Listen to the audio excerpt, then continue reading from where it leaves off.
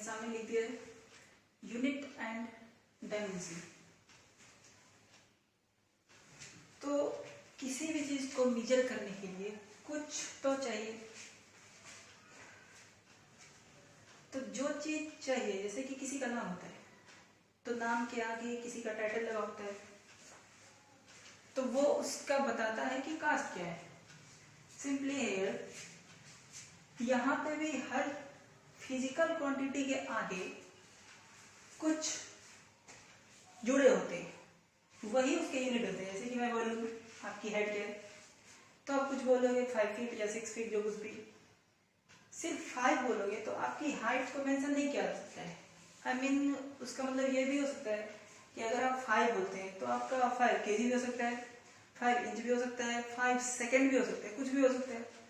That's why आगे ये unit लगाना जरूरी है कि आप 5 के आगे क्या लगाना चाहते हैं। तो 5 के आगे जो टाइटल लगाते हैं वही होती है यूनिट। जैसे कि मैं यहाँ पे लिखा हूँ कि mass of the body 50 kg, तो 50 हो गया किसी भी चीज की वैल्यू कि वो कितना है, और आगे जो लगे होते हैं दैट इज यूनिट। वो बताता है कि चीज क्या है, मास है कि टाइम है कि करंट है, चार्ज है, क्या है वो बताता है।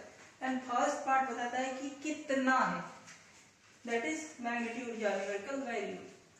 और इसके बाद है कि यूनिट जो होते हैं 2 टाइप के होते हैं, फंडामेंटल यूनिट और डिराइव्ड यूनिट। फंडामेंटल यूनिट ऐसे यूनिट है जो इंडिपेंडेंट है एनी अदर यूनिट से। फंडामेंटल यूनिट किसी अदर यूनिट से इंडिपेंडेंट है, यानी कि ये सेल्फ कंस्ट्रक्टेड यूनिट है। डिराइव्ड यूनिट, अब दूसरा है डिराइव्ड यूनिट। तो फंडामेंटल यूनिट की हेल्प से जो यूनिट बने वो होते हैं डिराइव्ड यूनिट। तो अब चलिए फंडामेंटल यूनिट लिख लेते हैं।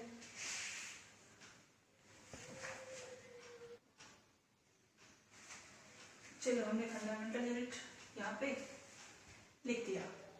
The units independent of any other units, मतलब इस यूनिट को किसी अदर यूनिट से मतलब ही नहीं। जैसे कि हम कहते हैं ना हमको क्या है, हमको तो किसी से मतलब ही नहीं, ऐसे कुछ है ये। इसको किसी अदर यूनिट से मतलब नहीं है। टोटल कितने 7, जो 7 है मैंने नाम लिख दिया length, mass, time, electric current, luminous intensity, amount of substance, temperature. इन सब के यूनिट्स इधर लिखे गए हैं। लेंथ के हो गए मीटर, मास की यूनिट हो गए किलोग्राम, जो शॉर्ट फॉर्म में ब्रैकेट में लिखे हैं, time second, electric current ampere, luminous intensity candela, amount of substance mole, temperature kelvin. और इस साइड में डायमेंशन लिखे गए जो हम आगे पढ़ेंगे, बहुत यूज होगा इस डायमेंशन का। जितने भी इधर यूनिट्स है इन सब की डायमेंशन जो होगी वो इसे याद रखना है। और डायमेंशन ऑलवेज कैपिटल लेटर में ही लिखना है, स्मॉल में नहीं चलेंगे। ये कैपिटल लेटर में है, कुछ कुछ के स्मॉल में दिख रहे हैं, तो ठीक है, पॉज करके नोट कर लो।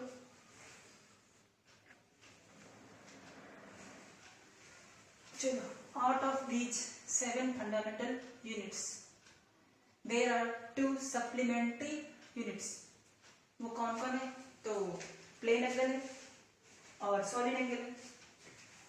प्लेन एंगल जिसका ऐसा यूनिट होता है रेडियन, शॉर्टकट में RAD लिखते हैं, और सॉलिड एंगल जिसका ऐसा यूनिट होते हैं या measured in ST radian, STR लिखते हैं।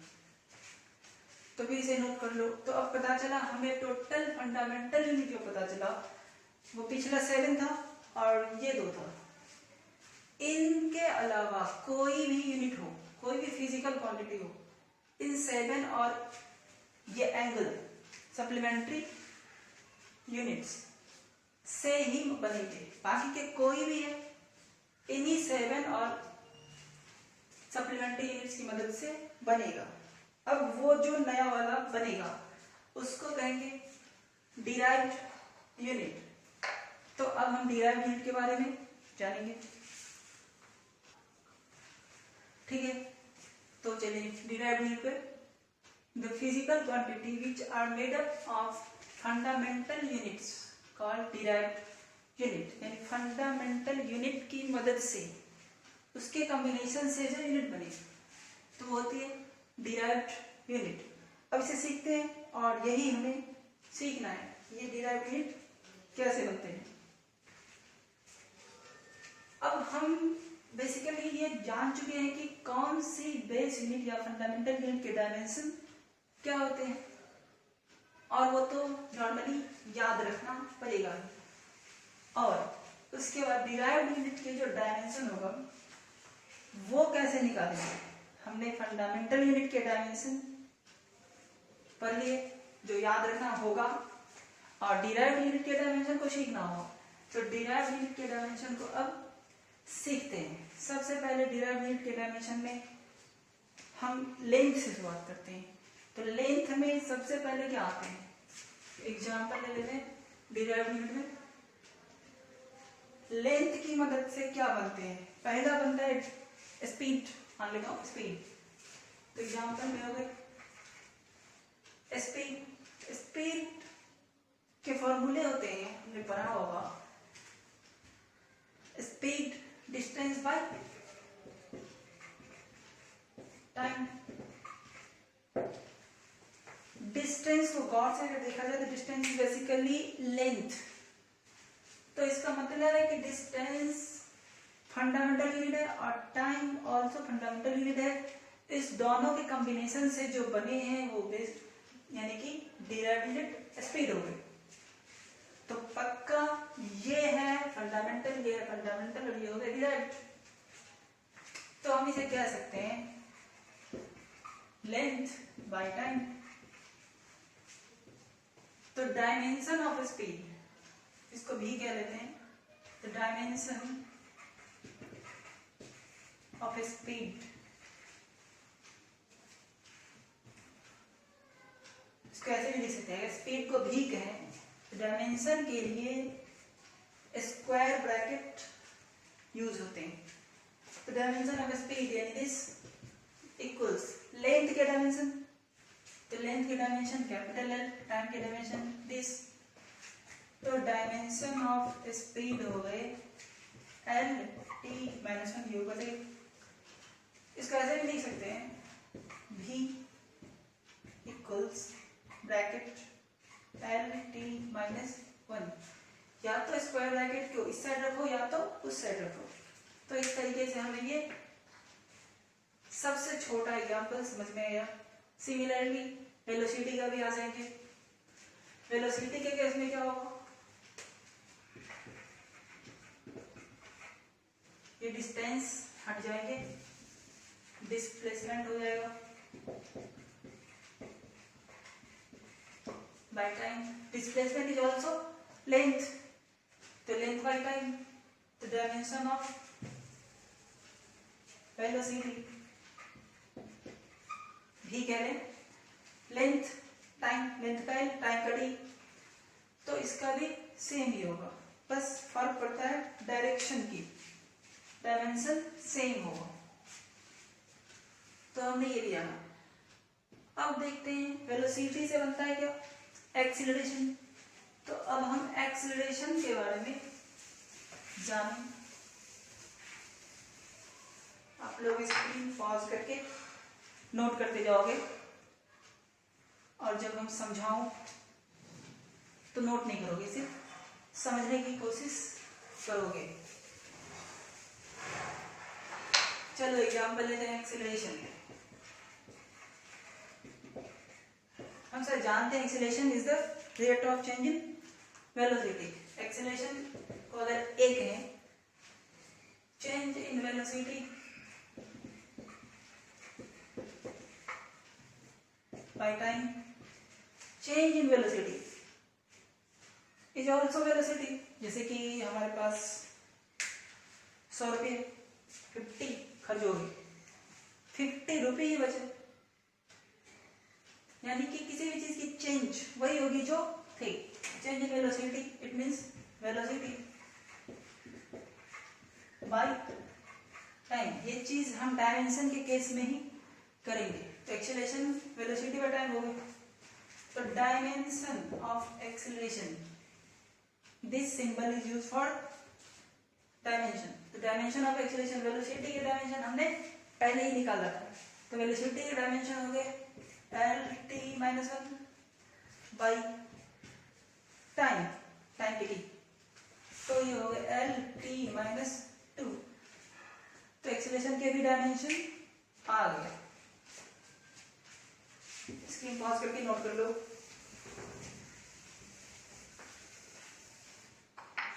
अब एक्सीलरेशन के बाद बात आती है फोर्स की, क्योंकि एक्सीलरेशन से फोर्स बनता है। तो अब हम फोर्स की समझें। Force F equals m mass into acceleration, ठीक है। तो फोर्स का डायमेंशन, मास का तो डायरेक्ट m हो गए, और एक्सीलरेशन का तो अभी अभी हमने निकाल रखा था। तो मास इंटू एक्सीलरेशन दोनों को रख दिया, बस आ गए। अब फोर्स आ गए। फोर्स के बाद बात करते हैं किसकी, प्रेशर की कर लेते हैं। तो ठीक है, प्रेशर की कर ले। Pressure P force by area, pressure होते हैं फोर्स बाय एरिया। तो फोर्स का अभी अभी हमारे सामने, और एरिया जैसे कि हम स्क्वायर का कर लें, रेक्टेंगल कर लें, किसी भी चीज का एरिया कर लें, तो वो लेंथ इंटू लेंथ ही होते हैं। जैसे सर्कल का कर लें, सर्कल की एरिया की बात कर लें तो पाई आर स्क्वायर, ये कांस्टेंट है, इसकी तो कोई बात ही नहीं। ये रेडियस, तो रेडियस लेंथ दो बार मल्टीप्लाई हो गए, L इंटू बी, यहाँ लेंथ दो बार मल्टीप्लाई हो गए। तो किसी भी चीज की एरिया निकालने के टाइम में लेंथ को हम दो बार मल्टीप्लाई करते हैं, इसीलिए ये लेंथ इंटू लेंथ है, आई मीन लेंथ स्क्वायर है। तो यहाँ पे हम जब डायमेंशन निकालेंगे, प्रेशर की डायमेंशन, तो फोर्स MLT-2 अभी अभी यहाँ पे जान चुके हैं, और एरिया का लेंथ स्क्वायर, तो L स्क्वायर, ये हो गए। ऊपर लिखे जाओ ML-1 T-2, तो ये हो गया हमारे प्रेशर के डायमेंशन। चलो नोट कर लो। इससे पहले थे डिस्टेंस, डिस्प्लेसमेंट। तो डिस्टेंस और डिस्प्लेसमेंट याद रखना, दोनों चीज लेंथ ही है। डिस्टेंस एंड डिस्प्लेसमेंट दोनों की क्या लेंथ ही है। डिस्टेंस डिस्प्लेसमेंट दोनों क्या लेंथ है। तो इसकी डायमेंशन क्या होगा, L, दोनों की डायमेंशन L ही होगी, हमने इसे नहीं लिखा था।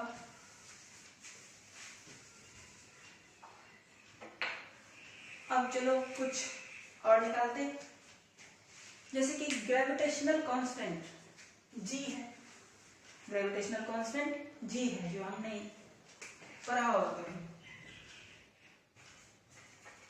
ग्रेविटेशनल कांस्टेंट G, इसका निकालना है कि डायमेंशन कितना होता है। तो जिस चीज की डायमेंशन निकालने के लिए कहे, उस चीज से रिलेटेड कोई फॉर्मूला हमें पता होना चाहिए। अगर वो फॉर्मूला हमें पता है तो हम उस फॉर्मूले की मदद से उसकी डायमेंशन हम निकाल पाएंगे, वरना नहीं निकाल पाएंगे। तो ग्रेविटेशनल कांस्टेंट की कोई फॉर्मूले होनी चाहिए। अच्छा ठीक है, तो याद आ गया, F बराबर क्या होता है, G m1 m2 by r square. Gravitation chapter में आप पढ़े होंगे कभी, ठीक है। फोर्स का पता है, मास इंटू मास, ये दोनों लेंथ का स्क्वायर है। तो इक्वेशन बना के जी का हम यहां से निकाल लेंगे।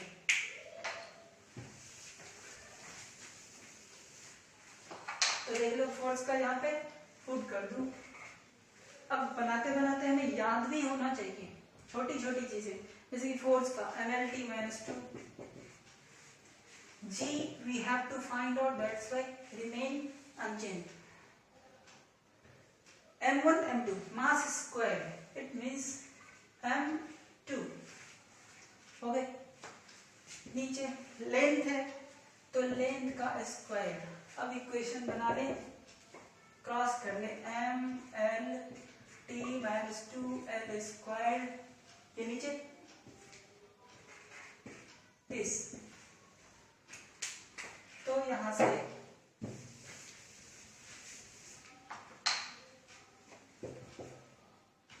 g का डायमेंशन आ गया हमारे पास, m ऊपर जाएगा m माइनस 1 l 3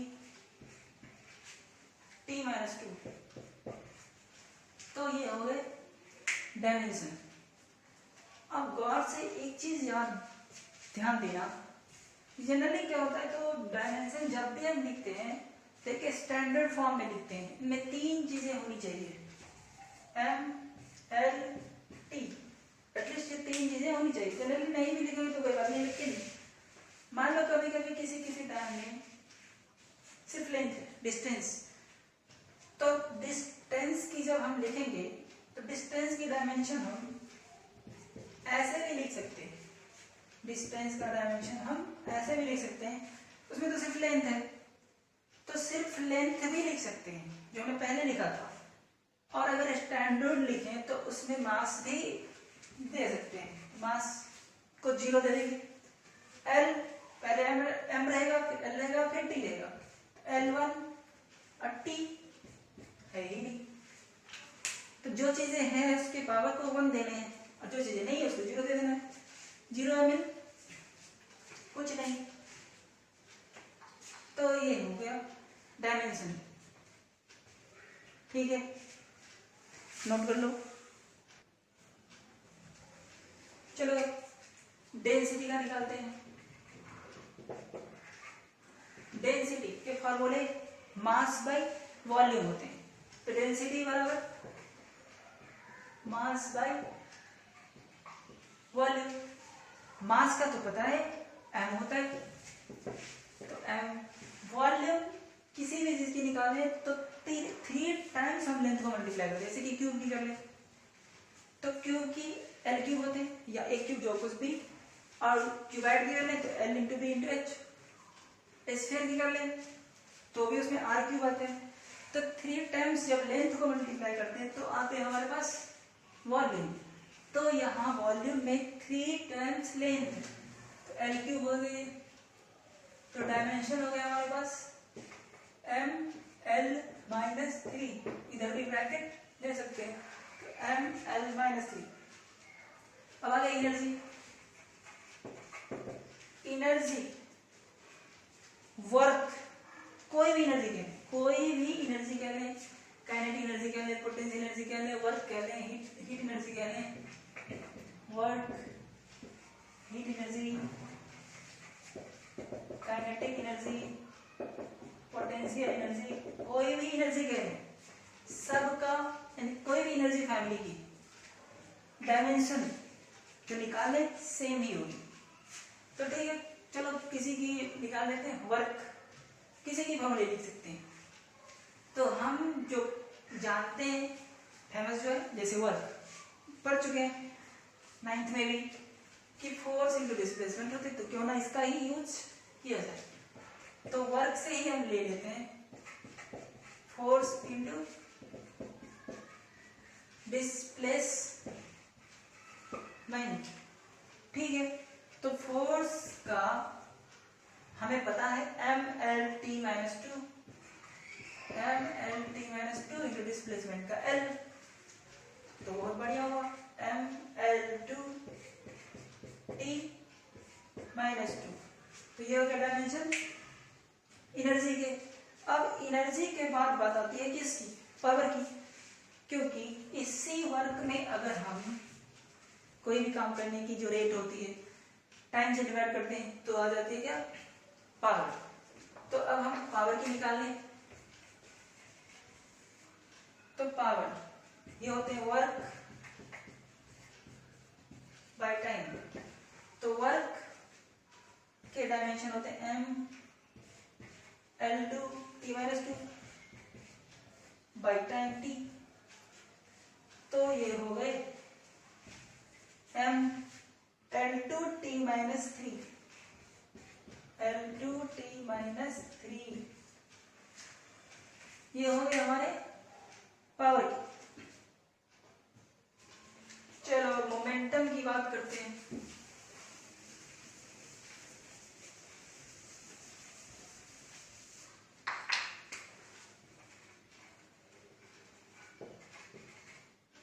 मोमेंटम तो कोई फॉर्मूले बताना चाहिए। चलो भाई, हाँ, mass into velocity, mass into velocity, तो मास का m, वेलोसिटी का lt माइनस 1, lt माइनस 1 हो गए मोमेंटम के भी, तो नोट करो। तो अब हम जान गए कि डिराइव्ड यूनिट के डायमेंशन कैसे निकालते हैं। बहुत सारे ऐसे फिजिकल क्वांटिटी है जिसके हमें डायमेंशन निकालना पड़ता है, लेकिन अभी तो हमें पूरा फॉर्मूला पता है नहीं, तो हम पूरा डायमेंशन नहीं निकालेंगे। अभी टेक्निक सीख लेंगे कि निकालते कैसे हैं, जो हम जान चुके। अगर हमारे पास फॉर्मूले हो तो हम किसी भी फिजिकल क्वांटिटी, किसी भी चीज के डायमेंशन निकाल लेंगे जो जान चुके। अब ठीक है, हमने यूनिट को इस तरीके से अभी समझा, बेस यूनिट और फंडामेंटल यूनिट, और उस दोनों के डायमेंशन के बारे में। इसके अलावा कॉमनली यूज्ड इंटरनेशनल सिस्टम भी कुछ है। Commonly used international system of unit,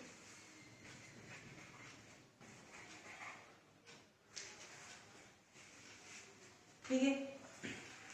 तो सम कॉमनली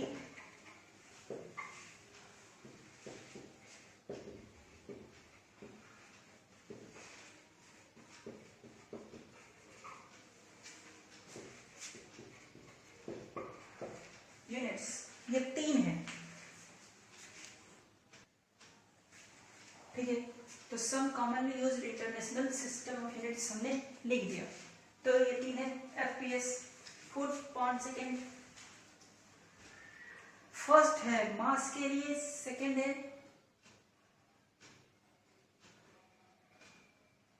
पॉइंट, थर्ड है टाइम के लिए। तो फर्स्ट लेंथ के लिए, दूसरा मास के लिए, थर्ड टाइम के लिए। अब एमकेएस में first m metre, first length, second mass, third time. फिर फर्स्ट सेंटीमीटर, इसमें फर्स्ट है सेंटीमीटर c, ग्राम सेकेंड, तो length mass time, length mass time. तो ये तीन जो सिस्टम है वो तीनों ऐसे हैं।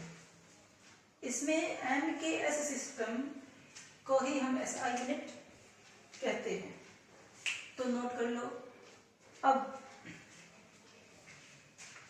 हम इतना जान चुके, अब आते हैं ये जो बेस यूनिट थी, इसके अलावा जो हमने 2 सप्लीमेंट्री यूनिट जाना था, वो कौन कौन जाना था?